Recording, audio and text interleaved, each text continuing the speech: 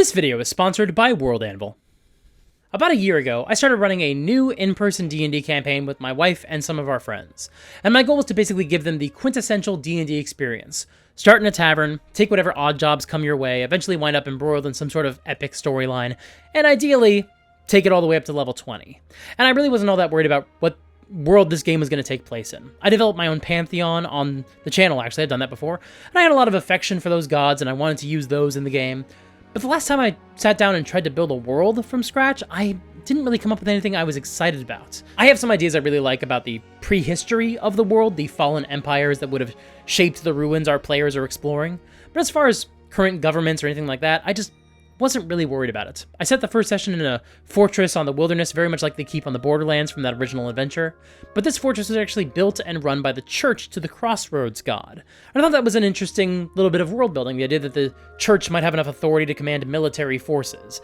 But I didn't really feel the need to develop it much more beyond that, because I was much more focused on building out the valley where all these adventures were going to take place. I didn't really need to focus on fleshing out the factions of some country that we were only on the bare edges of. That really wasn't going to be a good use of my energy when it wasn't going to affect the game in any way. However, during that first session, our wizard, who has the soldier background, mentioned that he was in the tavern and he was keeping his eyes out for rebels, like the ones he had fought in the war. And suddenly I realized that one of my players did have at least some interest in who was in charge, specifically because they fought for that side. So I figured, okay, I should probably try to come up with something. I should figure out more about the world these characters come from. But in the past year, I've been drawing a blank. Granted, I've had a lot going on. This is not the only time I've let my D&D prep fall by the wayside when I meant to spend more time on it than I actually did, but the few times where I've sat down and tried to retroactively figure out what world this game takes place in, I've been getting writer's block. I designed this campaign as a wilderness-based, exploration-focused campaign. If I'd had some ideas about where the game was taking place and where all these characters came from, that's something I would have focused on in Session 0. So it's difficult for me to retroactively figure out the setting that makes sense for this game.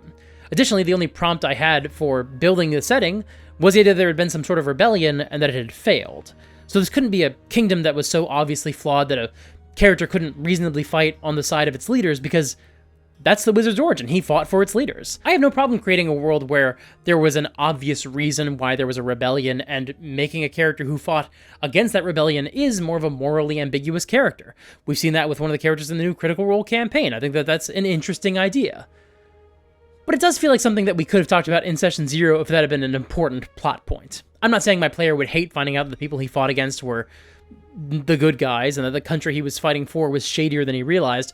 That could be an interesting story beat to explore in the game. But I would still need to develop a nation that, by all accounts, seemed like a worthwhile cause to fight for. And ultimately, building nations is kind of my least favorite part of world building. I love building old fallen empires our players can learn more about through gameplay. I love building points of light settings where civilization is rare. And I love building some wacky wilderness with some sort of magical mystery going on. But unless I have some specific point of inspiration, I don't find it as fun to try to sit down and build a human culture or an elf kingdom or a dwarven empire.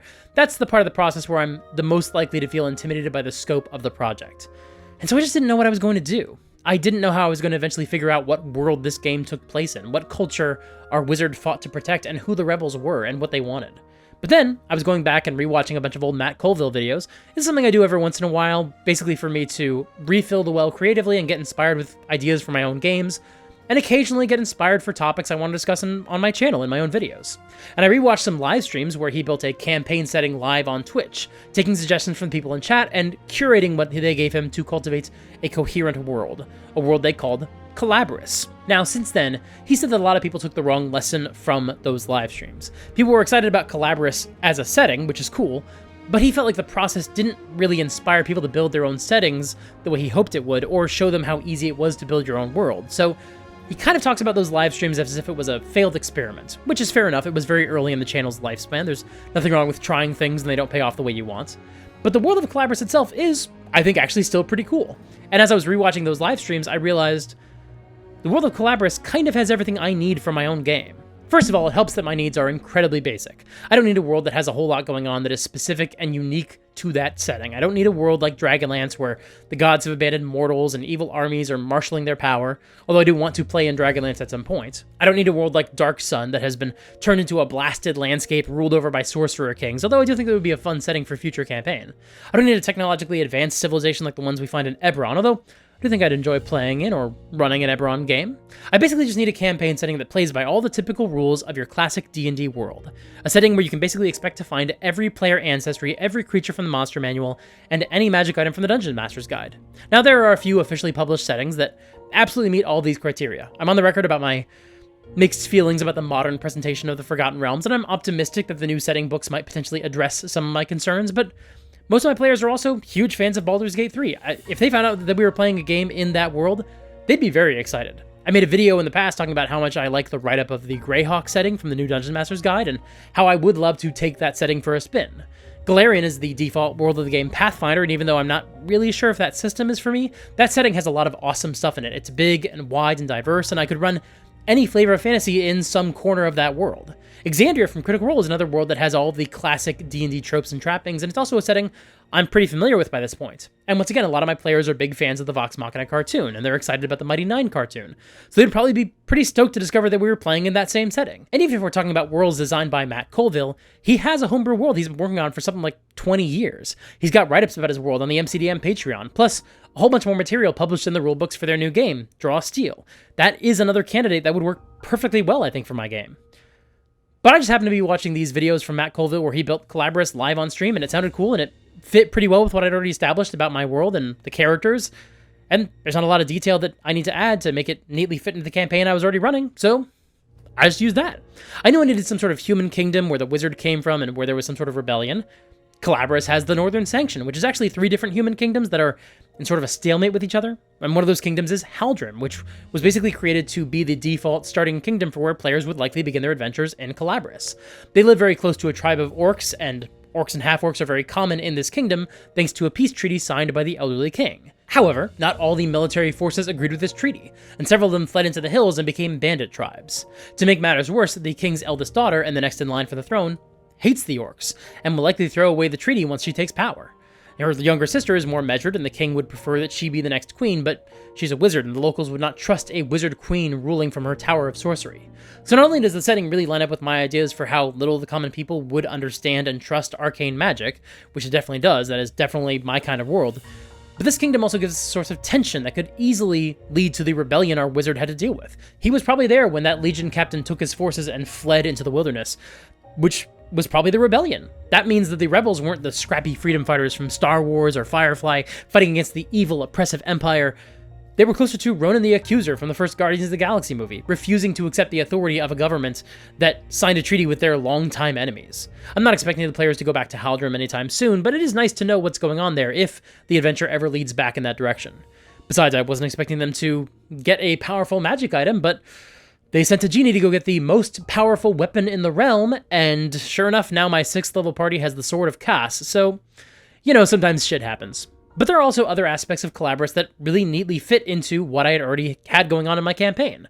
Our ranger has his backstory where he was basically a child soldier, kidnapped and recruited for a secret Dwarven Gundam project. The player told me that I didn't have to use any of that if I didn't want to, but I thought it was neat. I had no problem with that being part of their backstory. And as a bit of happy coincidence, this backstory also really neatly syncs up with the dwarves of Collabris. There's a dwarven kingdom called Corim that rose up and defeated the major empire of dwarves that had kept the peace throughout this region. And the dwarves of Corim were able to do this because they have mastered the technology of building constructs. They've got huge war machines and tiny, delicate devices for smaller tasks, and so it can totally fit with that setting to also establish that there's this top secret faction working on basically building Gundams and using kidnapped children as test subjects. That still fits with those dwarves. And there's one more neat little way that this setting can work really well with the game I've been running so far. My wife is playing a Dragonborn cleric, but so far, she hasn't had that much interest in fleshing out her backstory. In fact, outside of the ranger and the wizard that I already mentioned, none of the players are that interested in digging deep into their backstories, and that's okay, that's not really the tone of that game.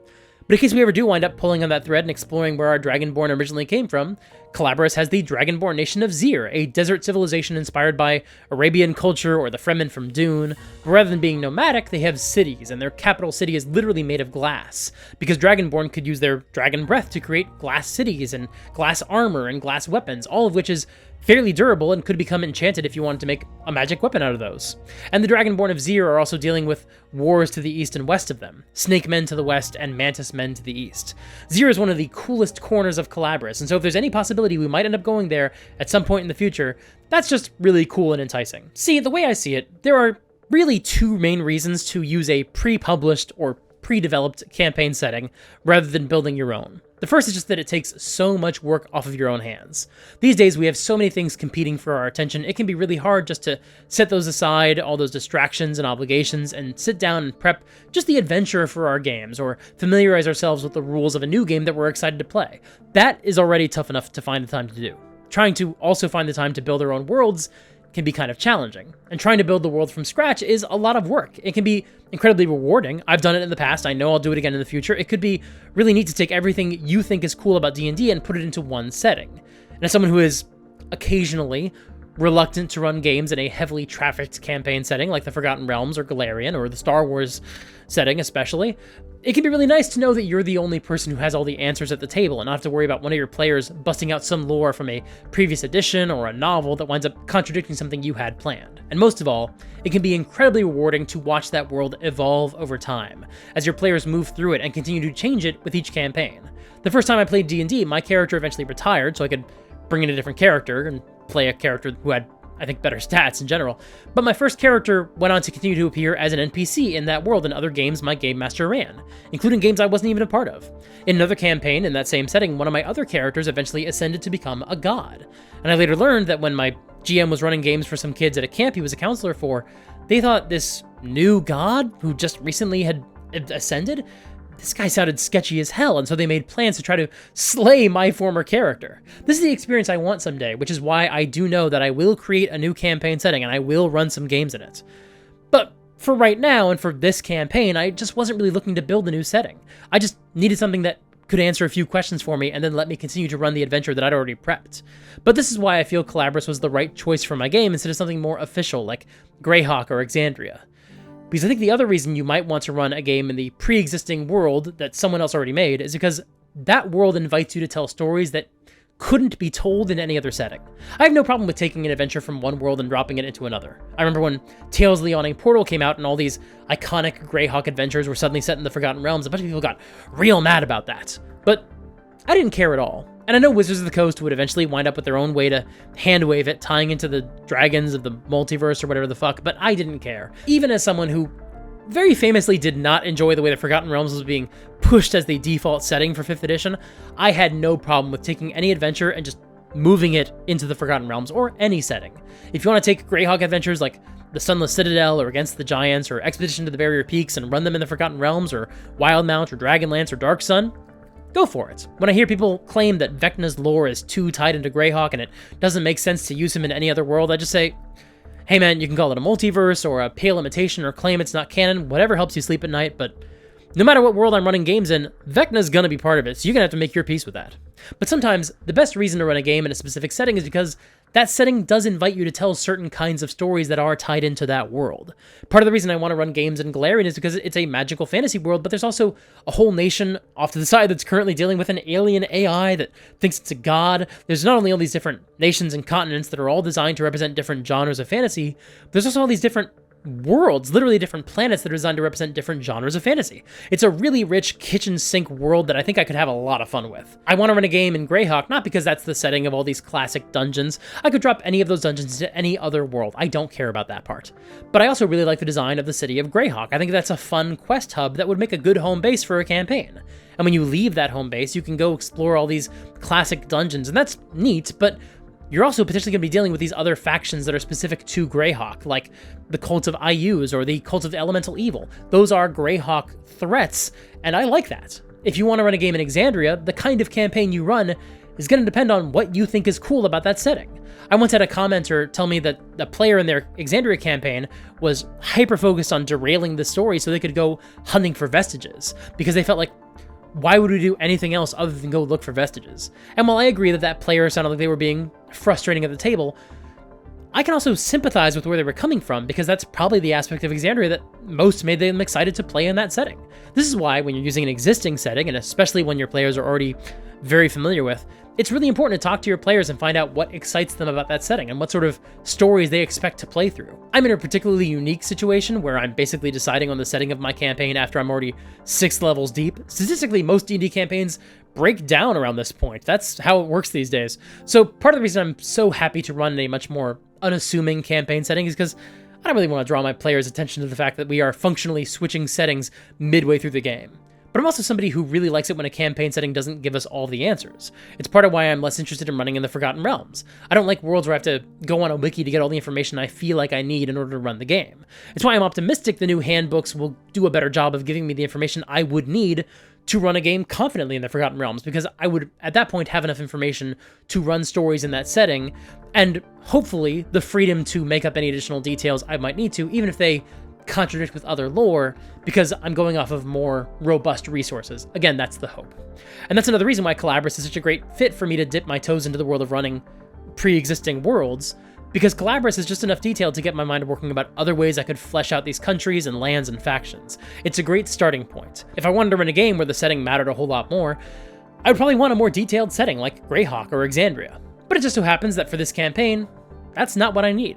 And honestly, Collabris does still have a lot of that kind of stuff. It has plot hooks I can play with in future campaigns. There's the potential tension in Haldren, which you could use as the background for some factions recruiting players for specific jobs. Or you could advance the story with the death of the elderly king, or an attempt from one of the princesses to eliminate the other one, and use that event as the inciting incident for a campaign that may not have anything specifically to do with the politics, but those politics would still inform everything the players are dealing with. Like, you might not be dealing with the succession crisis of the nobles, but if a treaty with a tribe of orcs has been broken, that's definitely something that player characters would get involved in. Or, hell, you have to go rescue a princess from a tower guarded by a dragon, but then you get there and you find out that she was trapped there by her wizard sister who's trying to eliminate her so she wouldn't claim the throne, which is rightfully hers. Okay, seems like we have an obvious good guy and an obvious bad guy. But then once you get the princess back home to town, you might learn a lot more about what's going on that might make you a little more sympathetic with the wizard's sister against her militaristic sibling. But also, there's a ton of other cool stuff on the map that could form the backdrop for an interesting campaign. There's an entire kingdom of undead to the south. There's a forest of immortal elves protecting a sleeping dragon. There's the ruins of a massive dwarven kingdom in the middle of the map that could serve as an ultimate mega dungeon. 2, technically. If I wanted to, I could keep running games in Collabris that aren't just limited to the local area like my current campaign. It could be the backdrop for a much grander campaign that spreads across this entire region. But also, because I have so few details actually sketched in, because Collabris is a very loose setting, I can invite my players to add details that are specific to their characters, using the Matt Mercer approach to world building I talked about a few months ago, the one that's replicated in Daggerheart. Honestly, I could tell lots of stories in Collabris, from shorter campaigns like the Lost Mines of Phandelver, to the sprawling continent-spanning campaigns like the Vox Machina campaign. I could do all of that in Collabris. Of course, if I was going to do that, I would definitely need to add a lot of detail to the setting. The only document we have for Collabris was very much a rough draft. It doesn't go into a lot of detail in any of these locations, and many of the existing details contain secrets that the players wouldn't have access to, so those would need to be omitted before you shared any of this setting detail with your players. But thankfully, you could easily do that with today's sponsor, World Anvil. World Anvil is a fantastic toolkit you can use to create wiki-style articles for your world and share them with your players. Thanks to the writer's block I've been discussing throughout this video, I've been a little slow in sharing world details with my players. But now I can take the information we have about Haldrim and the orcs and the bandits, and I can turn those into their own pages, lifting the lore directly from that document. And World Anvil's templates also have a whole bunch of prompts that basically inspire you to ask and answer questions that you might not have thought of otherwise. And these prompts are specific to the category of article that you're writing, so you'll be prompted to answer different questions based on whether you're writing up a faction, or a religion, or an NPC, or a deity, or a magic item, or a monster. World Anvil's there to help inspire you to flesh out your world, which is exactly what I need with something like Collabris, which has just enough detail to basically serve as this huge writing prompt. Additionally, because Matt Colville's reference document was being written from the perspective of the GM running the game, each section contains secrets that you wouldn't necessarily want to share with your players right away. But thankfully, with World Anvil, you can separate out the details you want to be visible only to yourself as the game master, versus the material you want your players to be able to see when they reference the articles themselves. And it's just so nice to be able to have all the lore available in the same articles you're sharing with your players, just hidden away so only you can see it. Because that way, rather than having to scan through your Google Sheets on your phone in the middle of a game, or flip through your notebooks and hope you brought the right notebook to the session at all, you can take advantage of the way World Anvil's articles link together, so you can just find whatever you're looking for the same way you would on any other wiki. And that's especially easy to do thanks to World Anvil's auto-linker feature, where you can ask the website itself to do the work of connecting all the relevant articles using keywords. That way, once you finish writing about the spy network in Ardenia, you don't have to scroll through every article and add a link to that page wherever it's relevant. You can do it all with a single click of a button, so that way you can focus your energy on actually prepping your game. Because World Anvil was created by fellow tabletop nerds like us, and so they know what sort of resources are actually helpful. And World Anvil is offering you a discount to the viewers of this channel. If you visit worldanvil.com/supergeekmike and use the promo code SUPERGEEK at checkout, you can save 51% off of any annual membership. Once again, that's worldanvil.com/supergeekmike and use the promo code SUPERGEEK. Thank you so much to World Anvil for sponsoring this video. But in truth, I don't think I'm going to run all of my future campaigns in Collabris. It's possible I'll use it again in the future. Like I said, I like that setting, and there are corners of that world that I think could inspire other adventures. But there are also other campaign settings that I want to use for future campaigns. I want to do a Greyhawk sandbox campaign. I want to do a bunch of different adventures in the Domains of Dread. I want to play a Norse mythology-themed campaign in Midgard, and a Gothic horror campaign in Grimhollow. The Tal'Dorei campaign guide has a whole bunch of adventure hooks for different towns and regions. It would be fun to assemble those into a proper campaign. And that's to say nothing of the fact that there are pre-published adventures that I do want to run where the location does matter a little bit more. For example, Call of the Netherdeep is an adventure that is specifically designed for players and game masters who want to dive into some corners of Exandria that weren't fully explored on Critical Role. But I also do think I'm going to run some more adventures in Collabris in the future because it's an interesting little world that has enough material to get me started and inspire me and help me make it my own.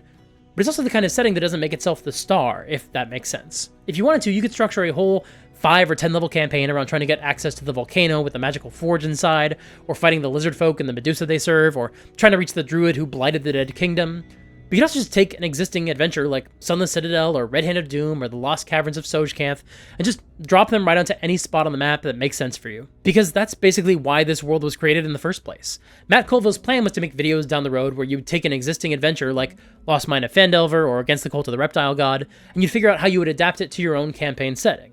And he was going to use Collabris for those videos. Now, those videos never materialized, but the point is that the very reason Collabris was created was to be a traditional D&D world that you could use as the setting for any adventure you wanted. And since that's all I need, I think Collabris could be the perfect setting for a lot of future campaigns. Of course, the other reason Matt Colville created Collabris was to demonstrate how easy it can actually be to build a world. And ultimately, that's a long-term goal that it doesn't seem like those live streams achieved. But if it makes him feel any better, I was thinking a lot about these live streams when I briefly tried to build my own world on a live stream for my patrons a few years ago. But I just wasn't terribly inspired by the maps I generated in the long run, so I wound up setting that project aside. Which is how we wound up in the situation we were in when this campaign began, where I had a pantheon of gods and a bunch of ideas for fallen empires that could have produced some of the dungeons my players were going to encounter, but no ideas for any modern nations or factions. And ultimately, that's fine. I'm happy running my games in an existing world and adding details to it as I go along. However, as I was rewatching these Collabris live streams, I realized that I had missed something pretty important that Matt was using to guide the creation process for this world. He wasn't just staring at a blank page and trying to invent new nations. He generated a map first, and then specifically he looked at how that geography would inform where people settled down and built civilizations.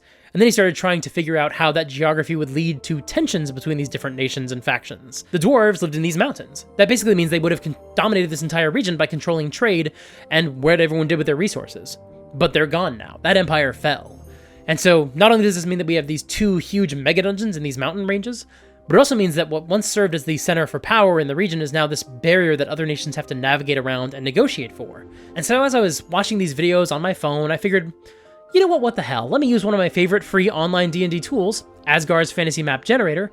Let me see if I could generate a couple of maps and come up with one that has some interesting geography that could actually inspire world building, just to see if maybe I could apply some of these lessons that Matt was trying to teach us in his Collabris live streams. And this was the second map that I generated. This is really interesting. This actually gave me a lot of ideas for building my own world. So come back very soon for a video where I talk about all the ways this map inspired me to build my own campaign setting. Yes, this is not a joke. Within just a couple of days of deciding that I wanted to use Collabris for my campaign, I was finally inspired with a whole bunch of ideas for what could be a really interesting campaign setting of my own. My current game is still going to take place in Collabris, and I was telling the truth, I do still want to run some other games in that world, and in a bunch of other pre-published worlds. But I also finally have a world of my own that I'm excited to build for the first time in years. And so keep your eyes open for a video all about that world that I was inspired to create based on this map. Spoiler alert, it actually still does have quite a lot in common with Collabris. Hopefully Matt wouldn't mind. But yeah, in conclusion, I stole Matt Colville's forgotten campaign setting and accidentally reignited my love of world building. Thanks so much for watching. Like I said, another video coming very soon all about this map and this world. But also I have another video coming out soon where I'm going to talk about the lessons we can learn from that episode of Critical Role where they played a 30-minute game with Vin Diesel. It wasn't a Halloween game specifically, but it was for his spooky movie, The Last Witch Hunter, and it is the perfect fit for a Halloween video for this channel. So if you're interested in either of these videos, make sure to subscribe and ring the bell. Wow, Mike, you've got a lot of videos coming out this week. Catching up for lost time, it seems? Yeah, well, these are basically all videos I wanted to make this month. I wanted to make them earlier, but some of them I was not able to get done earlier in the month because I was traveling, and traveling with a child is always a little bit of a challenge. But thankfully, I'm finally getting a chance to deliver the videos that I have been planning all month. Well, good. I'm excited to see those videos. Because you haven't exactly been keeping up your end of the deal. You mean the curse you placed on me? Yeah, well, don't worry, I am catching up. Good, good. Well, I'd better leave you to it. If you're new here and you found me through the reference to Matt Colville, and you don't know what's going on here, that was Oddwick, the algorithm wizard. He basically just wants me to make Critical Role videos all the time because he knows those perform well, but I also like making videos about other topics and not just Critical Role. So if you like this video and you want to appease our resident representative of the algorithm, then leave a like and leave a comment. That would really help me out a lot. It helps keep the algorithm wizard off my back a little bit. And if you're interested in watching another video all about world building, I made a video where I talk about the way Matt Mercer builds his world for his Critical Role campaigns and the way Daggerheart essentially gamifies that process so we can do it at our own tables as well.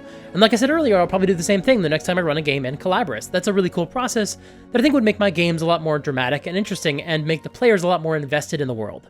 So check that video out right here. And until next time, play fair and have fun.